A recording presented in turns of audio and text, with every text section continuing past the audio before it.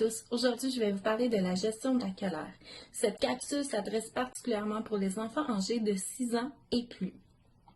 En période de confinement, c'est normal pour votre enfant de se sentir en colère contre la situation, de vivre de l'incompréhension et de vivre de l'anxiété. Afin de savoir quelle émotion votre enfant vit, vous pouvez regarder avec lui les signes précurseurs de la colère. Les signes précurseurs de la colère sont une respiration rapide, de la transpiration, des poings serrés, une chaleur dans notre corps, avoir les mains qui tremblent. C'est sûr que plusieurs autres signes précurseurs peuvent exister. Donc, il peut être intéressant de parler avec votre enfant pour lui demander qu'est-ce qu'il ressent dans son corps juste avant de vivre une grande colère. Est-ce qu'il sent ses dents serrées? Est-ce qu'il sent une transpiration? Est-ce qu'il sent son cœur battre très très vite? Ça peut être des questions à poser à votre enfant. Une fois cette étape faite, prenez le temps de valider l'émotion ressentie de votre enfant. Il est important qu'il comprenne que c'est normal de vivre de la colère, de vivre de l'anxiété, de vivre de la peur. Ensuite, validez sa perception. Demandez-lui pourquoi il se sent de cette façon. Est-ce qu'il a bien compris l'événement qui l'a rendu en colère? Est-ce qu'il y a des questions par rapport au confinement que l'on vit présentement? Finalement, enseignez à votre enfant des moyens pour se calmer, sa colère, son anxiété et ses peurs.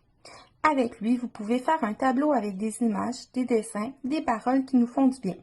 Cette affiche, vous pouvez la mettre dans sa chambre pour qu'il puisse s'y référer. Il y a aussi les techniques de respiration, les techniques de relaxation, ainsi que le yoga. Ensuite, vous pouvez faire des journées thématiques pour faire changement de la routine quotidienne. Avoir quelque chose de concret à avoir hâte peut aider en période de confinement. Vous pouvez par exemple faire des journées à l'envers, des journées hawaïennes et ainsi de suite. Il est aussi recommandé de bouger, courir pour aider à calmer ses émotions. Ensuite, il y a occuper nos mains, serrer fort un oreiller, une balle anti-stress, de la pâte à modeler. Vous pouvez aussi enseigner à votre enfant qu'il est correct de demander un 5 minutes seul pour se calmer. Des fois, c'est ça que ça prend. Finalement, avant le coucher, prendre le temps de dire ce qu'on a aimé de notre journée et ce qu'on aimerait avoir pour le lendemain. Cela fait aussi des belles discussions à avoir avec votre enfant. Les moyens que je viens de vous montrer pour la gestion de la colère, de l'anxiété et de la peur, prenez le temps de les mettre en pratique à tous les jours, que ce soit en prévention ou suite à une grosse émotion vécue. Vous pouvez aussi les utiliser vous-même. Il est reconnu que la modélisation est une technique efficace pour enseigner une nouvelle pratique à nos enfants.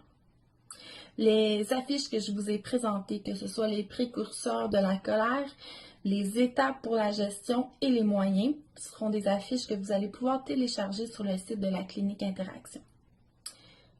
Je vous dis au revoir et à la prochaine capsule.